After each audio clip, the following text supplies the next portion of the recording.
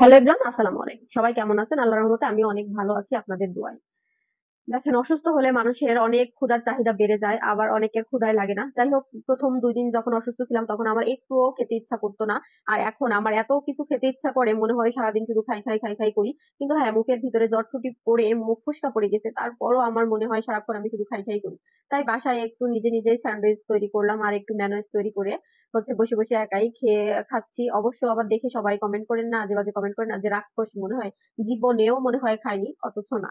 অবশ্য আমি সবসময়ই স্যান্ডউইচ খেতে ভালোবাসি, পছন্দও করি। যাই হোক, আমার ছোট্ট আরিয়ান বাবু নেই, তাই আমি একা খাচ্ছি। তাই আমার অনেক মন খারাপও হচ্ছে যে আমার ছোট্ট আরিয়ান নাই আমার কাছে।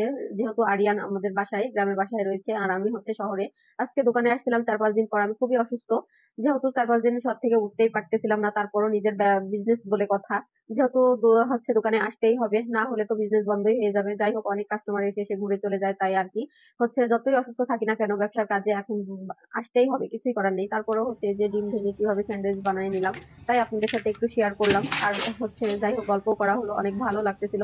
আর অসুস্থ হলে মানুষের হচ্ছে কি যে বলবো, এখনকার যে জ্বর আসলে শরীর ব্যথা, মাথা ব্যথা প্রচন্ড আকারে, মানে এগুলোতেই মানুষকে আরো দুর্বল করে ফেলে। যাই হোক, আজকে ৪-৫ দিন পর আজকে শহর থেকে উঠে হচ্ছে বাজারে আসলাম। যাই হোক, আর এই যে সুন্দর করে মেয়োনিজ বানায় নিলাম।